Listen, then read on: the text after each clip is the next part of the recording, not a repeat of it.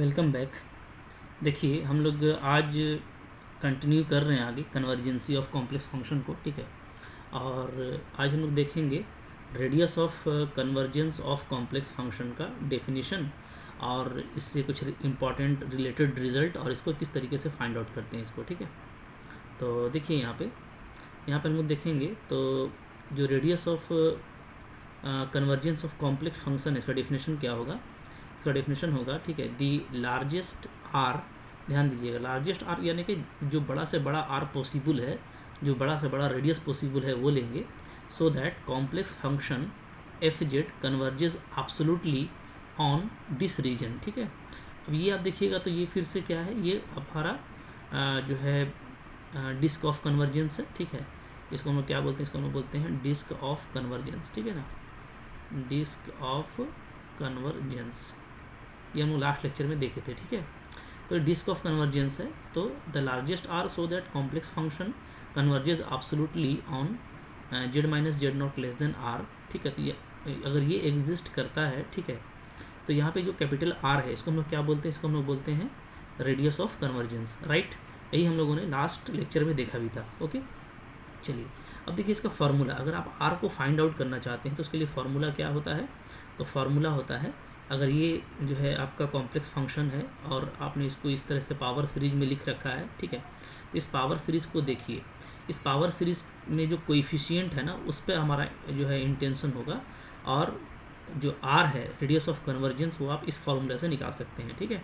अगर आप रेशियो वाला टेक्निक लेंगे तो इससे निकल जाएगा, और रूट वाला टेक्निक लेंगे तो उसमें 1/r होता है, ये ध्यान देना है, ठीक है।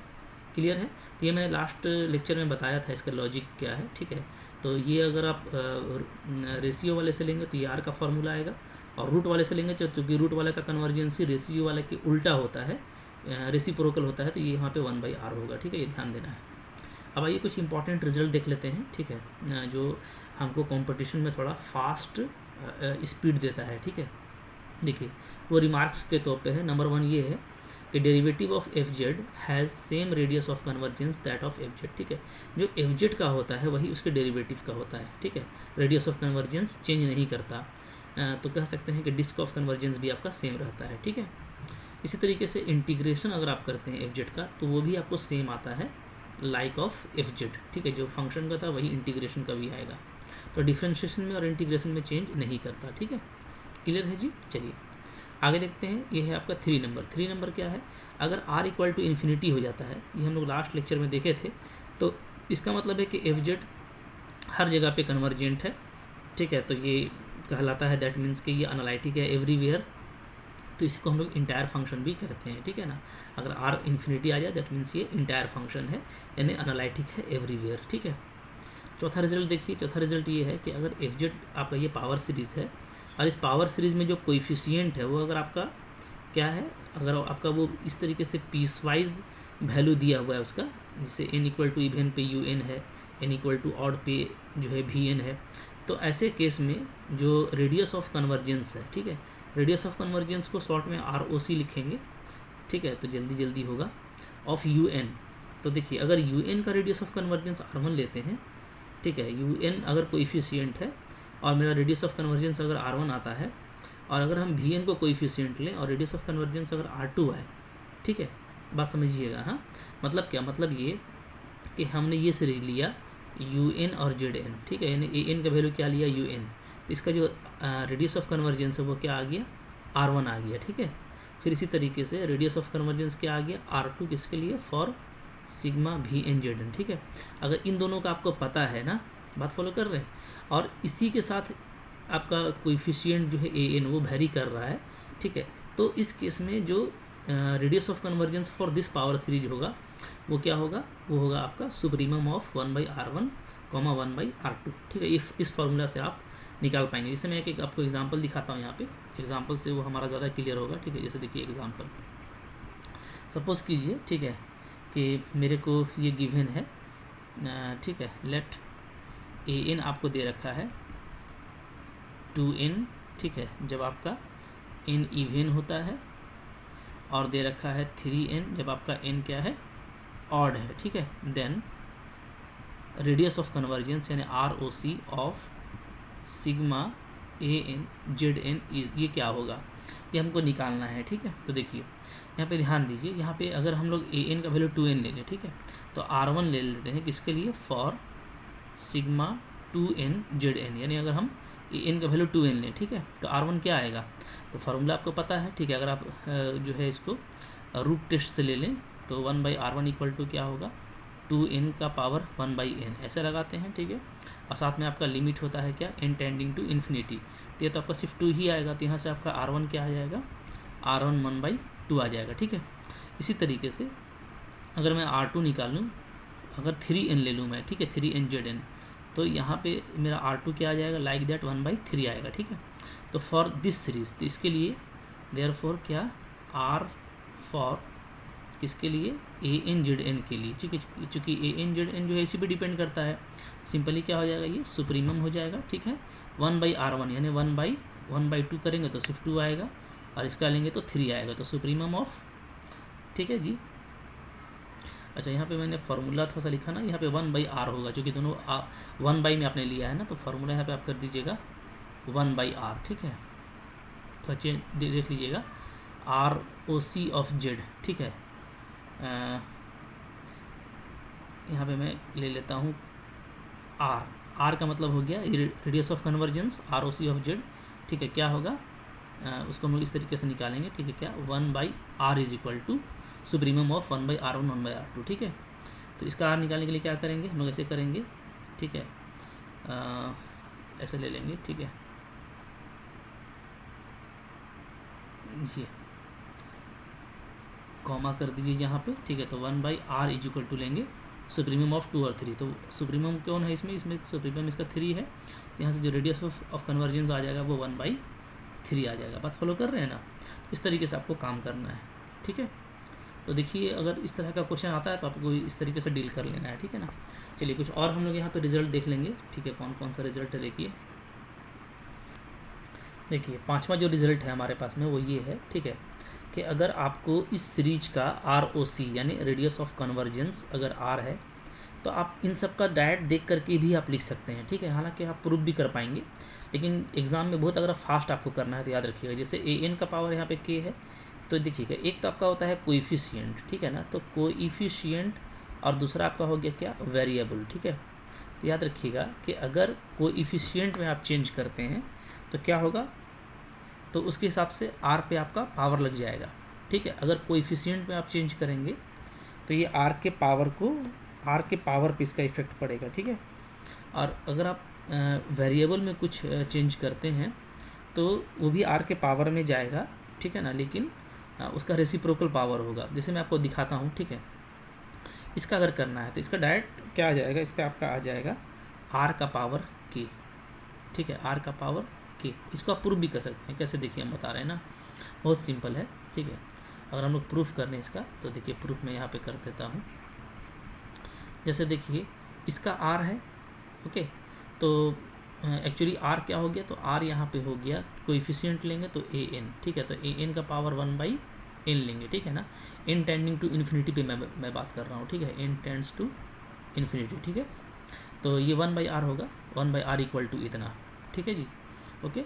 अच्छा, अब देखिए जहाँ आप कर दिए, जैसे आप निकाल रहे हैं इसका नीचे वाले का, तो 1/R1 इज इक्वल टू यहाँ पे क्या हो जाएगा, AN। ठीक है, अब पावर ऊपर में K है तो ये K/n हो जाएगा। ठीक है ना, अब इन दोनों को आप डिवाइड कीजिएगा। ठीक है, तो जब आप डिवाइड कीजिएगा तो आप क्या देखिएगा, आप यहाँ से देख सकते हैं डेफिनेटली कि जो R1/R है, ठीक है, जब हम लोग इन दोनों को डिवाइड कर रहे हैं तो इधर क्या आ जा रहा है, तो इधर जो है थोड़ा सा सिंपल करने के लिए मैं ये कर देता हूँ कि जब आप 1, ध्यान दीजिएगा ना, बहुत आसान है ये, बल्कि ऐसा होगा कि जब हम लोग इस पे पावर K करेंगे, ठीक है, यानी 1/R पर जब हम पावर K लगाएंगे तो डेफिनेटली क्या होगा, ये 1/R1 के इक्वल आ जाएगा।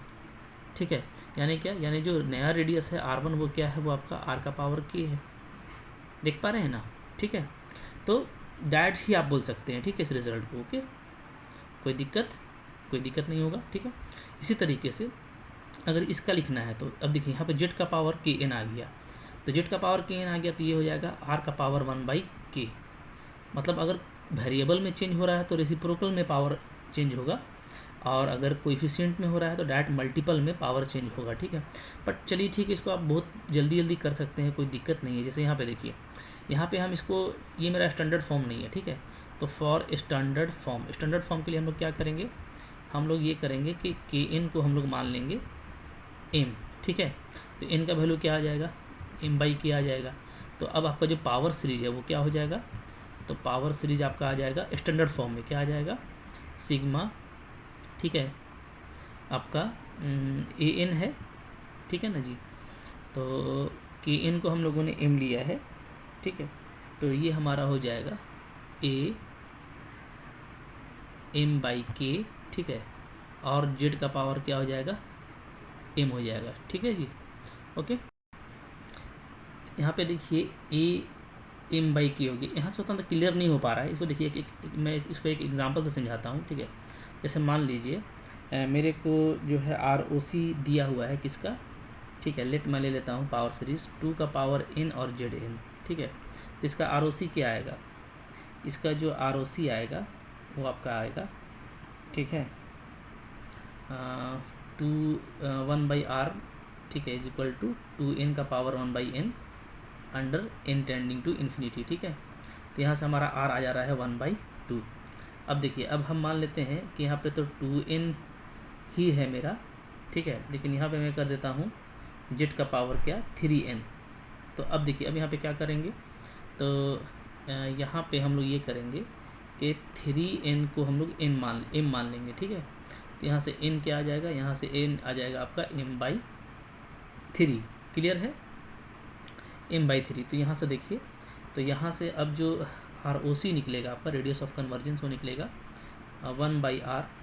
पहले देखिए इसका स्टैंडर्ड फॉर्म क्या आ जाएगा, इसका स्टैंडर्ड फॉर्म आ जाएगा, ठीक है, 2 का पावर हो जाएगा m/3 और जेड का पावर हो जाएगा m, ठीक है जी, ये हो गया। तो अब यहाँ से हम लोग चाहेंगे तो इसका ROC कैसे निकालेंगे, तो ये 1/r इज इक्वल टू हो जाएगा 2 का power m/3 divided by 1/m, ठीक है।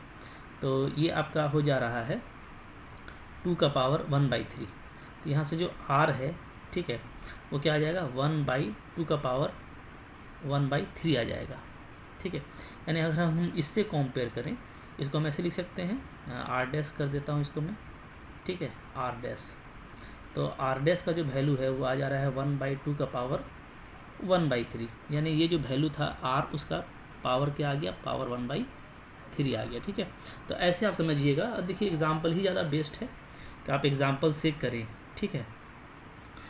तो यहाँ पे एक चीज़ ध्यान देना होगा कि ए एन ही नहीं रहेगा, जेड का पावर के एन करेंगे तो ये कुछ और हो सकता है ना, ठीक है। तो अगर ए एन है तो ये आपका चेंज कर जाएगा, बात फॉलो कर रहे हैं ना। तो मैंने यहाँ पे आपको सेम एग्जांपल लेकर के दिखाया कि अगर भाई ये है, इसका आर अगर ये है, तो अब जहाँ पे एन को आप चेंज करेंगे 3n से, तो जो नेट जो रेडियस ऑफ कन्वर्जेंस है वो जो है पुराने वाले का 1/3 हो जाएगा, ठीक है। चलिए, बट एग्ज़ाम में बेटर क्या रहेगा, एग्ज़ाम में बेटर वही रहेगा कि आप करके देखें, ठीक है। इस तरीके से कर लेंगे तो ज़्यादा ईजी रहेगा। हम लोग जब क्वेश्चन करेंगे तो इसको फॉलो करेंगे, ठीक है। इसी तरीके से देखिए, जब आप इसको कीजिएगा तो इसमें डेफिनेटली क्या हो जाएगा, इसमें आपका हो जाएगा r, ठीक है, डिवाइडेड बाई, क्योंकि देखिए है तो पूरा वही सेट, सिर्फ 1 + b0 ये आपका एक्स्ट्रा आ गया है, ठीक है ना। और ये हम लोग देखेंगे तो ये आपका मल्टीपल में आ जाएगा जेड के, क्योंकि दोनों का पावर n है, ठीक है। तो अगर जेड के मल्टीपल में आएगा तो यहाँ पे डिवाइड में आ जाएगा 1/1 + b0, ठीक है। इसको भी आप प्रूफ करके देख सकते हैं। जैसे इसको भी आप देखेंगे तो यहाँ पे भी सेम है कि जेड के मल्टीपल में आएगा तो ये r/k होगा, ठीक है जी, ओके। इसका भी देखिए प्रूफ काफ़ी सिंपल है, ठीक है। जैसे हम लोग बात करें कि अगर हम लोग r/k कैसे आएगा, तो देखिए यहाँ पे जो समेशन है वो क्या है, वो है आपका समेशन है हम लोगों का, ठीक है, k to the power n a n z n, ठीक है। तो इसको हम लोग ऐसे लिख सकते हैं डायरेक्ट। यहाँ पे जो कोएफिशिएंट है वो यही हो गया, ठीक है। तो जो ROC है, रेडियस ऑफ कन्वर्जेंस, उसका फॉर्मूला क्या हो जाएगा, 1/r is equal to limit n tends to infinity, ठीक है, kn an का पावर 1/n, ठीक है। अब देखिए यहाँ से हो गया ये 1/r, ठीक है ना। यहाँ पे r डैश कर देते हैं ताकि पता चल जाए। अच्छा, तो इक्वल टू क्या होगा, this equal to limit n tends to infinity. अब देखिए यहाँ पे k आपका कांस्टेंट आ जा रहा है ना, तो k को बाहर कर दीजिए और यहाँ पे हो गया a n का पावर 1/n, ठीक है। अब यही जो है k का पावर a n का पावर 1/n, तो ये आपका 1/r है, ठीक है, जो ऊपर में हम लोग लिए हैं। तो अब देखिए 1/r डैश इक्वल टू क्या आ गया, k/r आ गया, तो यहाँ से आपका r डैश क्या आ जाएगा, सिंपली r/k आ जाएगा, ठीक है। तो जैसे ये r/k हो रहा है, तो यहाँ पर k का वैल्यू आपको 1 + b0 लेना है, ठीक है। तो मैं आपको सजेशन दूंगा ना कि इसी तरीके से आप करके देख लीजिएगा, ठीक है। याद कितना रखिएगा, याद रखने से अच्छा है कि ये तो विद इन द मिनट में बन रहा है, बट फिर भी मैं आपको बताना चाह रहा हूँ कि आप निकाल सकते हैं, ठीक है। जैसे देखिए ये आपका अच्छा रिजल्ट है ई नंबर, क्यों, जब भी कोएफिशिएंट 1 रहेगा ना, ध्यान दीजिएगा, तो जेड का पावर जैसे n³ है, ठीक है, तो आप इसको करके देखिएगा, तो 1 का कुछ भी पावर लगाएंगे तो 1 ही आएगा। और रेडियस ऑफ कन्वर्जेंस आपका कहाँ से निकलता है, कोएफिशिएंट से निकलता है, इसका 1 रहेगा, ठीक है। इनफैक्ट कोई भी तरह का पावर में पोलिनोमियल रहे तो 1 ही आएगा अगर कोएफिशिएंट आपका 1 है। तो यहाँ भी देखिए फैक्टोरियल 2n है, तो इस तरीके से भी फैक्टोरियल के केस में भी अगर कोएफिशिएंट 1 है तो 1 ही आएगा, ठीक है। मतलब ये याद रखिएगा कि सिग्मा आपको दे रखा है, जेड का पावर कोई आपको पोलिनोमियल दे रखा है, ठीक है, या आपको जो है सिग्मा है, जेड का पावर में आपको फैक्टोरियल दे रखा है, ठीक है। तो इस तरह का फॉर्म में ना, चूँकि कोएफिशिएंट आपका 1 है, तो जो रेडियस ऑफ कन्वर्जेंस है वो क्या आएगा, आपका 1 आएगा, इसलिए कि इन सारे केस में क्या है, कोएफिशिएंट जो है आपको 1 दे रखा है, ठीक है। तो इस तरीके से आपको काम यहाँ पे करना है, ठीक है। एक और रिजल्ट है वो भी हम लोग देखेंगे यहाँ पे, ठीक है।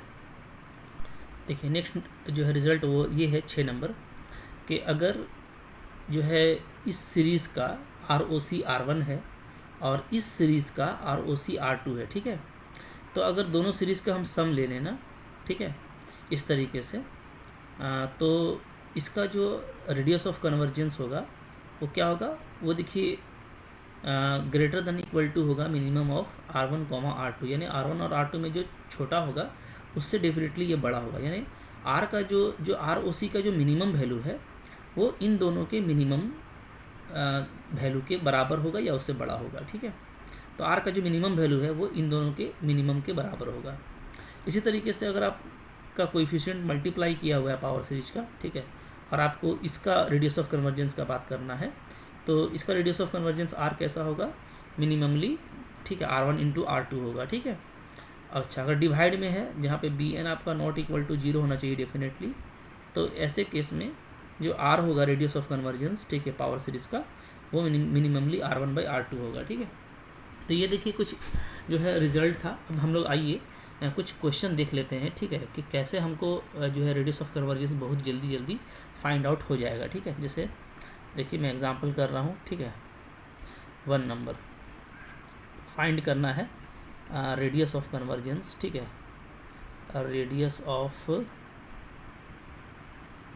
कन्वर्जेंस यानी ROC, ठीक है, ऑफ। तो देखिए एक नंबर है, पहला नंबर मैं ले लेता हूँ, ठीक है, कि आपको एक सीरीज़ दे रखा है सिग्मा 1 + 1/n, ठीक है, का पावर n² और जेड का पावर n, ठीक है। डेफिनेटली n जो है वो 0 से इन्फिनिटी है, ठीक है। इसका रेडियस ऑफ कन्वर्जेंस कैसे निकालेंगे, तो देखिए बहुत सिंपल होगा रेडियस ऑफ कन्वर्जेंस निकालना। यहाँ पे जो an है आपका वो ये an है पूरा, ठीक है। तो जो Rn है अगर मैं रूट टेस्ट से निकाल लूँ, ठीक है, रूट भी लगा सकते हैं, रेशियो भी लगा सकते हैं, तो रेशियो से लगाते हैं, ठीक है। तो रेशियो से ऐसे निकालेंगे हम लोग अगर, ठीक है, तो हम लोग ऐसे लिखेंगे 1/r is equal to an का पावर 1/n, ठीक है, और लिमिट लगा देंगे n टेंड्स टू इन्फिनिटी। तो देखिए यहाँ पे ये आ जाएगा limit n tends to infinity, an के जगह पे है 1/1 + 1/n, ठीक है ना, अब पावर n² है तो ये हो जाएगा n²/n, ठीक है। ओके, तो ये क्या आ जा रहा है, तो ये आपका आ जा रहा है limit n tends to infinity 1 + 1/n, ठीक है, का पावर भी आपका आ जा रहा है n। तो ये आप जानते हैं कि ये एक फेमस जो है आपका लिमिट है जिसका वैल्यू क्या होता है, इसका वैल्यू होता है e। प्रूफ भी कर सकते हैं काफ़ी आसानी से, कोई दिक्कत नहीं है, ठीक है, लॉग लेकर के, लेकिन इसका वैल्यू e होता है, हम लोगों को पता है, ठीक है। देयरफॉर यहाँ पे जो इसका रेडियस ऑफ कन्वर्जेंस है वो 1/e हो जाएगा, ठीक है जी।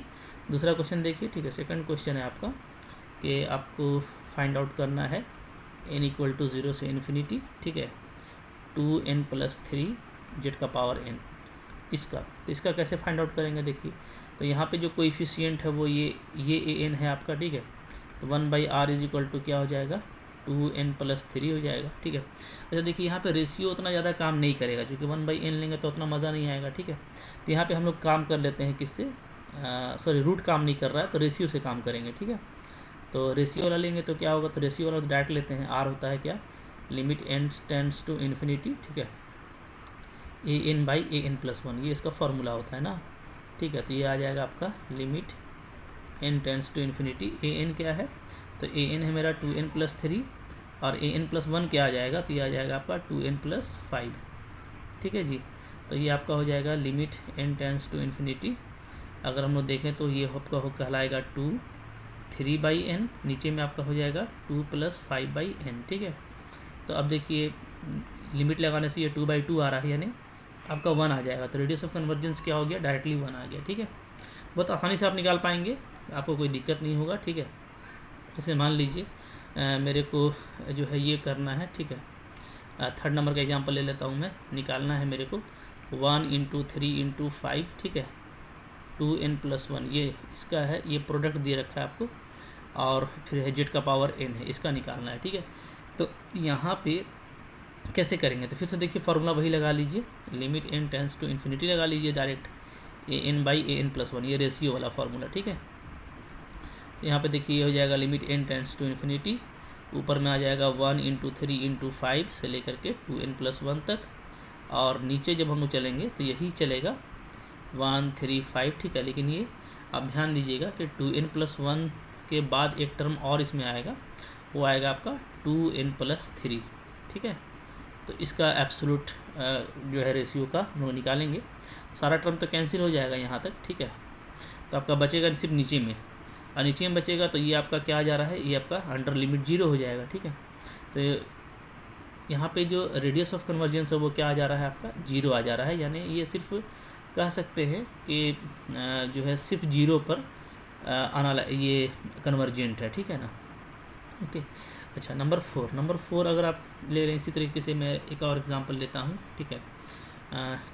सिग्मा जेड का पावर, ठीक है, फैक्टोरियल n, ये मैंने बताया था। हालांकि इसको आप डायरेक्ट देख के बोल सकते हैं कि यहाँ पे जो इसका कोएफिशिएंट है, ठीक है ना, वो क्या आ जाएगा, जेड का पावर फैक्टोरियल n है, तो रेडियस ऑफ कन्वर्जेंस आपका क्या आ जाएगा, 1 आ जाएगा, ठीक है, ओके। तो देखिए मैं इसको कैसे बनाऊंगा, यहाँ पे दिखाता हूँ आपको, ठीक है। जैसे जेड का पावर n हो गया है, तो देखिए यहाँ पे हम इसको कैसे करेंगे, ध्यान दीजिएगा। यहाँ पे इसको फैक्टोरियल n को m ले लेते हैं, ठीक है, स्टैंडर्ड फॉर्म में कन्वर्ट करने के लिए। तो let factorial n is equal to m, ठीक है, ये ले लिया हम लोगों ने। तो अब यहाँ पे देखिए, तो यहाँ पे क्या हो जाएगा, तो यहाँ पे ये इस तरीके से आ जाएगा, ठीक है। n इक्वल टू हमारा क्या है, 0 से इन्फिनिटी है, ठीक है ना, ओके। अच्छा ये जो एक्सपेंसन है, तो जैसे ही हम लोग फैक्टोरियल n को m करेंगे, ठीक है जी। अच्छा यहाँ पे पावर कैसे इसको किया जाएगा, रुकिए 1 मिनट। देखिए जैसे मैं पहले ये बात करूं, ठीक है, कि मैं इसको कैसे लिखूंगा, इसको आप लिखें अगर, तो ये आपका ऐसे होगा, ठीक है। पहले तो 0 फैक्टोरियल 1 होता है, तो जेड का फैक्टोरियल अगर मैं ले लूँ 0, तो ये 1 आ जाएगा, ठीक है। चूँकि 0 फैक्टोरियल क्या होता है हम लोगों का, 1 होता है, ठीक है ना। तो अगर हम जेड से स्टार्ट करते हैं तो सबसे पहले इसमें जेड आएगा, ठीक है ना, ओके। अच्छा फिर जेड 1 फैक्टोरियल भी 1 ही होता है, ठीक है ना। तो ये भी आपका फिर से जेड ही आएगा, फिर आपका आएगा जेड 2 का फैक्टोरियल, फिर आएगा आपका जेड 3 का फैक्टोरियल, ठीक है। इस तरीके से ये सम चल रहा है, ठीक है। अच्छा देखिए ये इसको अच्छे से देखिएगा, तो ये है आपका जेड प्लस 2 का फैक्टोरियल 2 हो गया, 3 आपका 6 हो जाएगा। फिर अगर आप 4 लेते हैं तो 4 हो जाएगा आपका 24, ठीक है। 5 लेंगे तो 5 हो जाएगा आपका 120, इस तरीके से, ठीक है। अब ध्यान दीजिएगा ना, यहाँ पे मैं बोलना ये चाह रहा हूँ कि अगर हम लोग ऐसा लेते हैं, ठीक है। अच्छा, अब देखिए कि अगर हम लोग इसको कंपेयर करें जो हमारा स्टैंडर्ड पावर सीरीज़ है उससे, तो जो सिग्मा मेरा है, ठीक है, एन जीरो से infinity a m a n z का पावर एन, ये जो होता है ये क्या होता है, ये होता है आपका ठीक है ए नॉट फिर आपका plus a one z plus a two z square, इस तरीके से ये चलता है, ठीक है ना। ध्यान दीजिएगा, मतलब अगर हम सिग्मा ए एन जेड एन के लिए लिखना चाहते हैं, ठीक है, तो सिग्मा ए एन जेड एन से अगर हम कंपेयर करें, ठीक है, ऑन कंपेयरिंग विथ दिस, ठीक है, इससे अगर हम कंपेयर करें तो ए एन क्या क्या है यहाँ पे, सो देखिएगा ना, चूँकि फैक्टोरियल एन को हम लोग एम लिए हैं तो आप एम से भी रिप्लेस कर सकते हैं, उससे कोई फ़र्क नहीं पड़ेगा, ठीक है। मैं लिख देता हूँ यहाँ पे, तो यहाँ पे हम लोग बात कर लेते हैं किसका, ए एम जेड का पावर एम का, ठीक है। तो यहाँ पे जो ए एम है, ठीक है, वो या तो क्या है, या तो 1 है और या तो 0 है। क्यों? इसलिए कि अगर आप देखेंगे तो ये सारा पार्ट क्या है इसमें अवेलेबल है, ठीक है ना, जिसमें जेड का पावर फैक्टोरियल है, ठीक है। तो 1 तब होगा, कब होगा, ठीक है, जब एम जो होगा वो क्या होगा, फैक्टोरियल एन होगा, ठीक है ना। या कह सकते हैं फैक्टोरियल, कोई भी फैक्टोरियल फॉर्म में होगा, और अदरवाइज़ क्या होगा, 0 होगा। अगर हम इस पावर सीरीज को इस तरीके से लिखना चाहते हैं तो हमको ये जो गिवन है, ठीक है, ये जो हमको गिवन है, ठीक है, तो उसमें हम लोग ये देख रहे हैं कि जब भी फैक्टोरियल होगा तभी हमको मिलेगा कोएफिशिएंट, और वो सिर्फ 1 मिलेगा, अदरवाइज़ वो क्या मिलेगा, 0 मिलेगा, ठीक है। तो अब ये थोड़ा ट्रिक हम लोगों ने पढ़ रखा है कि अगर 2 वैल्यू मिलता है तो क्या होगा। तो देखिए अगर 1 मिलता है, याद रखिए, तो इस केस में जो ROC है यानी R1, तो वो जो होगा क्या हो जाएगा, अगर हम लोग ये लगा दें, ठीक है, रेशियो टेस्ट, रूट टेस्ट लगा दें, तो limit n tends to infinity 1/R1 लगाएंगे तो कोएफिशिएंट हो गया 1 का पावर 1/n, तो 1/n आपका 0 को अप्रोच करेगा तो ये आपका 1 आ जाएगा। तो यहाँ से आपका R1 क्या आ जाता है, R1 आपका 1 आ जाएगा, ठीक है। और नीचे वाला का अगर हम लोग ROC निकालेंगे यानी 1/R2 करके, तो ये आ जाएगा आपका limit n tends to infinity, तो कोएफिशिएंट 0 है, ठीक है, 0 का पावर 1/n, ठीक है। तो ये आपको पता है कि ये 1 भी लिया जाता है और अनडिफाइंड भी लिया जाता है, अलग अलग इसमें कॉन्सेप्ट है, ठीक है। तो अगर हम लोग 1 भी मान लें फिर भी, तो जब हम जो है, अब हमको दोनों का पता चल गया, ठीक है, तो जो रिज़ल्ट है मेरा ए एम जेड एम जो हमको निकालना है, यानी जो हमको ये निकालना है, तो एक्चुअली क्या है ये, इसमें जो कोएफिशिएंट है, ठीक है, ये जो पावर सीरीज बनाता है तो उसमें कोएफिशिएंट 2 तरह का हो जा रहा है, ठीक है ना। तो हम लोग ऐसे बोलेंगे कि जो ROC होगा मेरा, ROC ऑफ सिग्मा, ठीक है, जेड का पावर फैक्टोरियल n, ठीक है, क्योंकि ये ऐसा पावर सीरीज़ है जिसमें कोएफिशिएंट या तो 1 है या तो 0 है, ऐसा हम लोग कह सकते हैं, ठीक है ना। ओके, तो ये क्या हो जाएगा, तो इसका ROC निकालेंगे हम लोग 1/R करके, वो जो कॉन्सेप्ट पढ़े थे ना सुप्रीमम वाला, सुप्रीमम ऑफ 1/R1 और 1/R2। तो देखिए R1 भी आपका 1 है और R2 भी आपका 1 ही है, R1 R2 दोनों 1 है, ठीक है। ये सुप्रीमम दोनों का इसका 1 आ जा रहा है, तो यहाँ से हम लोग क्या बोलेंगे कि जो रेडियस ऑफ कन्वर्जेंस है वो 1 आता है।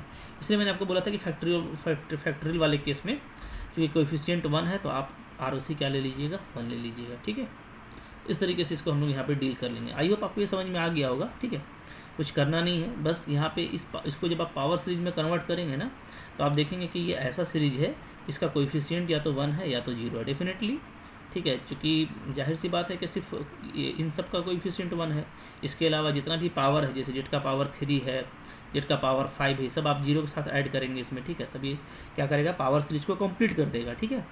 इसमें या तो कोएफिशिएंट 1 है या तो 0 है, तो सुप्रीमम के केस में दोनों का सुप्रीमम निकालेंगे तो 1 ही आएगा, तो आपका R1 आना है, ठीक है। तो चलिए, ठीक है, आई होप आप लोगों को ये सब समझ में आ गया। तो कुछ मैं होमवर्क यहाँ पर डाल देता हूँ, ठीक है। तो आप जो है ना कुछ मेरे को जो है ROC निकाल के दिखाइएगा, ठीक है। फाइंड ROC यानी आपको रेडियस ऑफ कन्वर्जेंस निकालना है, ठीक है। कुछ क्वेश्चन मैं दे देता हूँ, जैसे एक आप इसका निकालिएगा, ठीक है, सिंपल है, बहुत ज़्यादा मुश्किल क्वेश्चन नहीं आता है। 3 + 4 आयोटा का पावर n जेड का पावर n, ठीक है, ये निकालिएगा, ठीक है। फिर आप निकाल करके दिखाइएगा मेरे को 3 का पावर n जेड का पावर 2n, इसका निकालिएगा, ठीक है। फिर आप निकाल के दिखाइएगा 2 का पावर n/2 z का पावर n, ठीक है, इसका निकाल के दिखाइएगा। फिर दिखाइएगा सिग्मा, ठीक है जी, 2n+1 z का पावर n, इन सब का आप मेरे को रेडियस ऑफ कन्वर्जेंस निकाल के दिखाइएगा, ठीक है। और भी देखिए बहुत सारा हम लोग लॉट करने वाले हैं रेडियस ऑफ कन्वर्जेंस का, क्योंकि इससे क्वेश्चन CSIR में या गेट में आता रहता है, ठीक है। तो वो जो हम लोग का MCQ वाला जो वीडियो बनेगा इस अभी कुछ कॉन्सेप्ट करने के बाद, तो उसमें हम लोग बहुत सारा क्वेश्चन को शामिल करेंगे। तो आप बने रहिए। आई होप आपको ये सारा अच्छा लगा है, देखने में बहुत कुछ सीखा है आप लोगों ने। तो लाइक ज़रूर कीजिएगा, जिससे मुझको एनर्जी मिलता है, ठीक है। कमेंट करके मेरे को बताइएगा कि हाँ सर मैंने किया, ठीक है, आपको आंसर भी आ गया, या कुछ अच्छा कमेंट करके मुझको पॉजिटिव एनर्जी भी दे सकते हैं, ठीक है। डेफिनेटली सब्सक्राइब नहीं किया तो कर लीजिए, क्योंकि डेली बेसिस पे आपको मैं बहुत ही यूज़फुल और बिल्कुल सटीक वीडियोस दे दूंगा, जो आपको कंपटीशन में डेफिनेटली गोल तक पहुंचा देगा, ठीक है। और लास्टली ये कि इसको शेयर कीजिए, प्रमोट कीजिए मेरे चैनल को, ठीक है। Thank you very much.